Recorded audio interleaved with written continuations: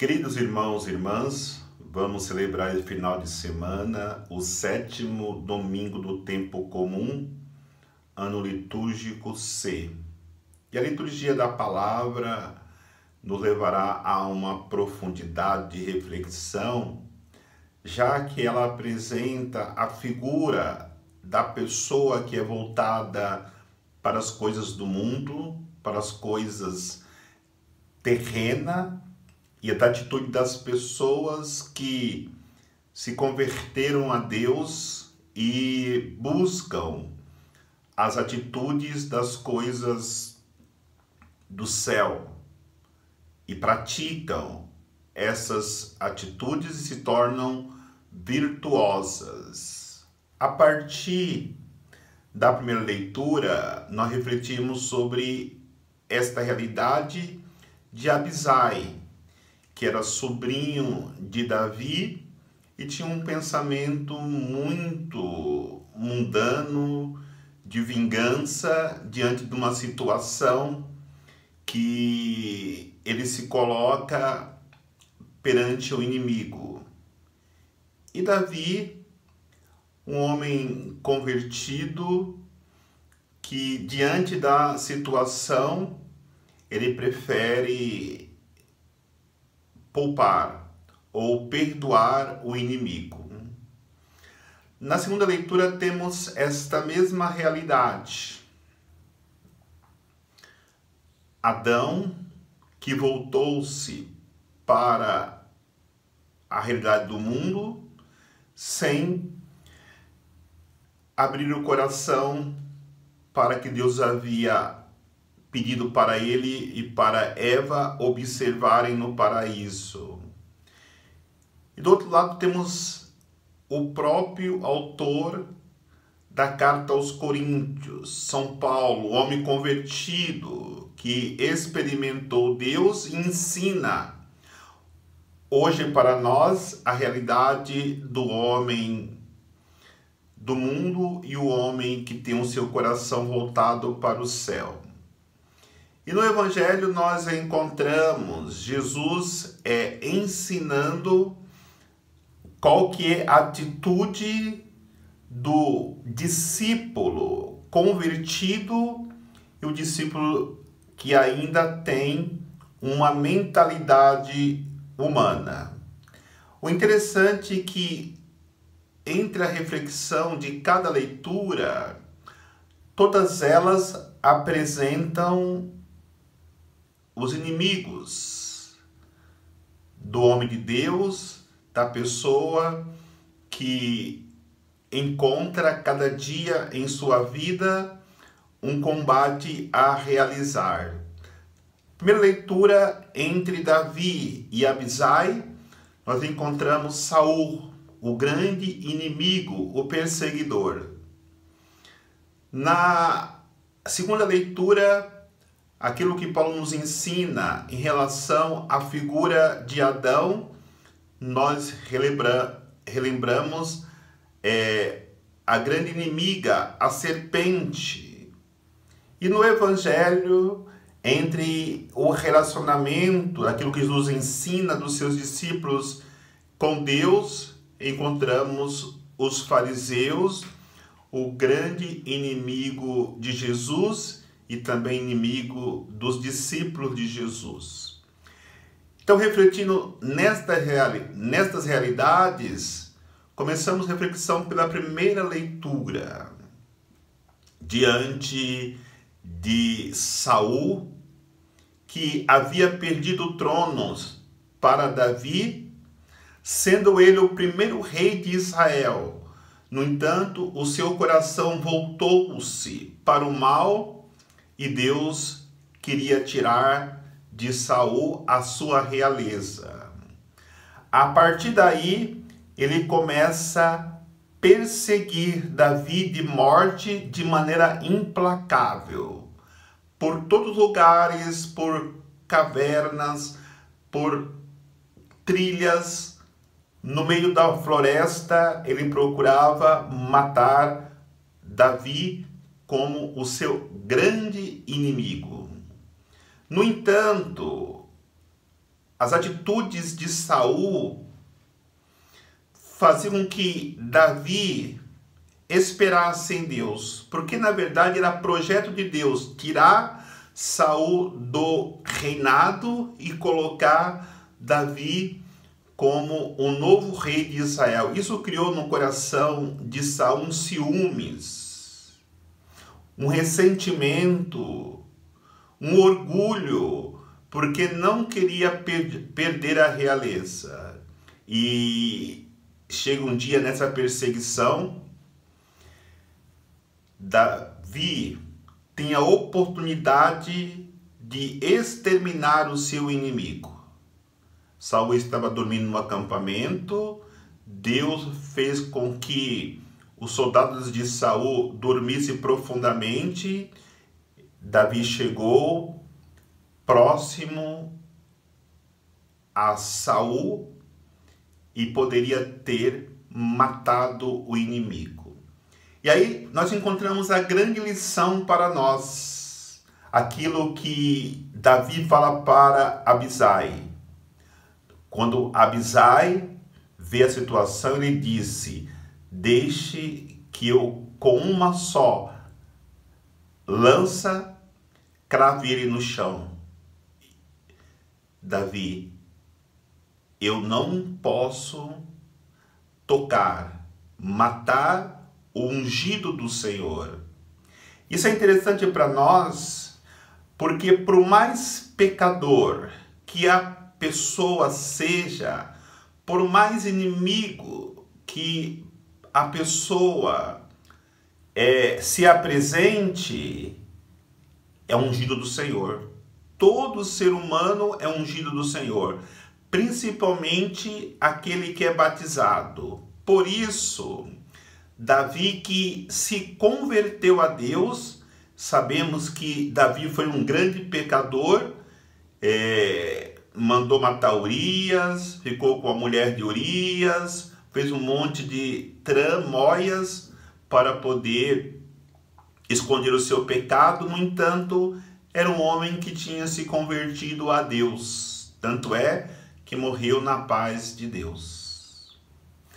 A segunda reflexão encontramos na segunda leitura, na figura de Adão, na figura de São Paulo, que ensina a comunidade, e na figura do inimigo, a serpente. Então, São Paulo vai dizer que o primeiro homem é o ser vivente. O segundo homem é o ser vivificante. O que ele quer dizer com isso?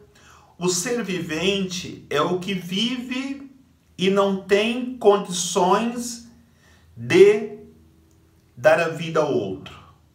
Não tem condição de ressuscitar, porque é um ser vivente. Acabou a sua vida, terminou para sempre. Assim é a vida de Adão. Assim é a vida de todo ser humano. Mas ele fala do ser vivificante. Jesus é o ser vivificante. Por quê?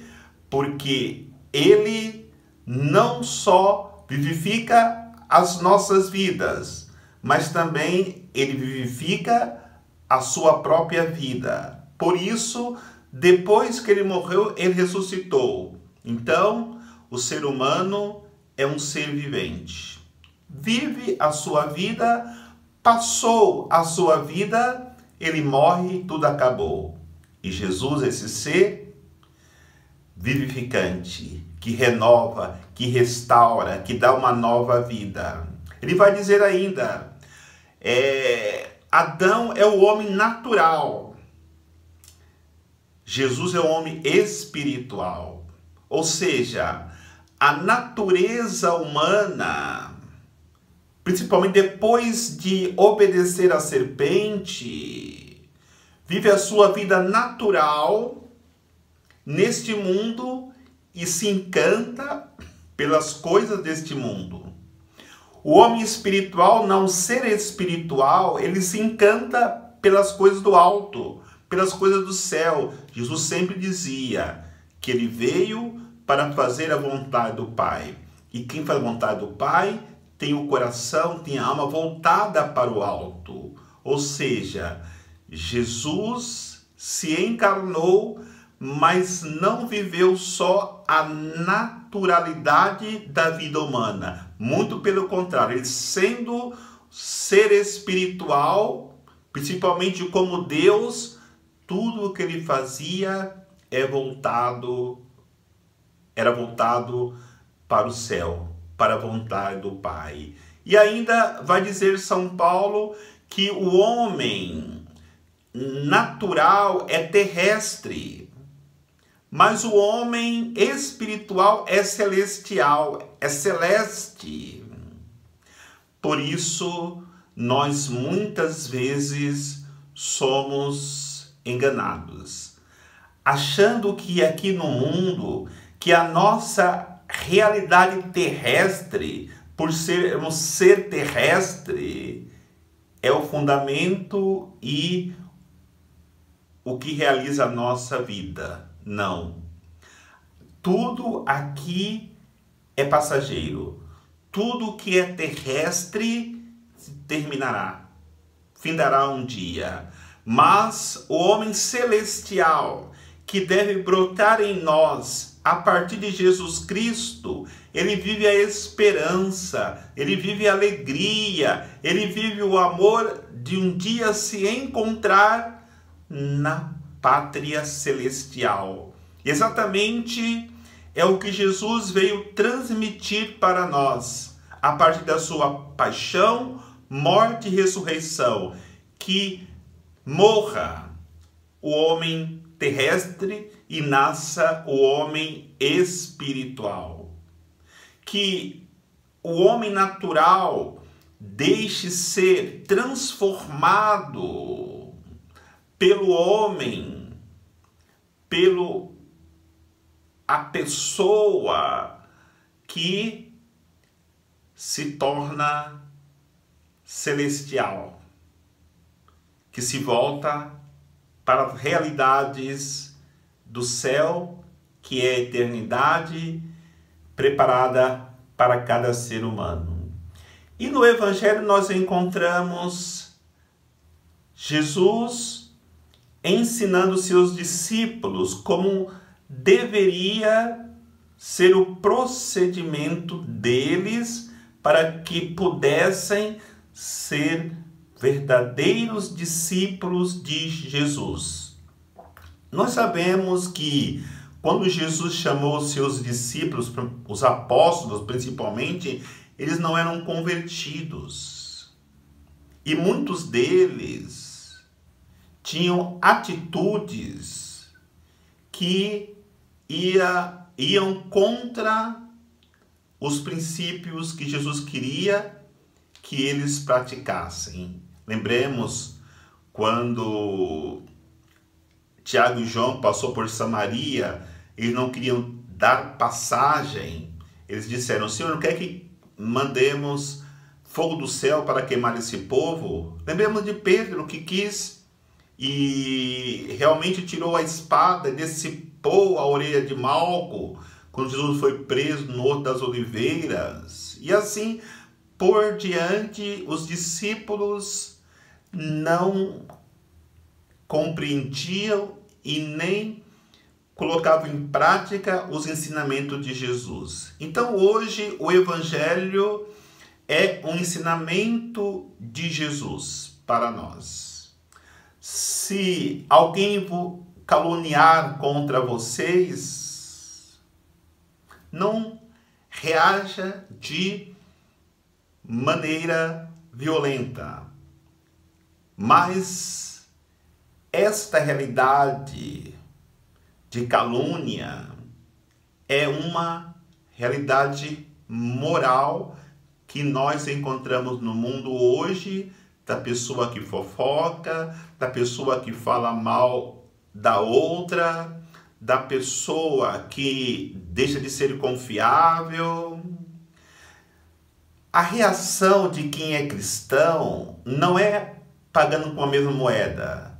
Muito pelo contrário, Jesus nos ensina que é rezando por essas pessoas. Como também encontramos no Evangelho. Se alguém roubar a tua túnica,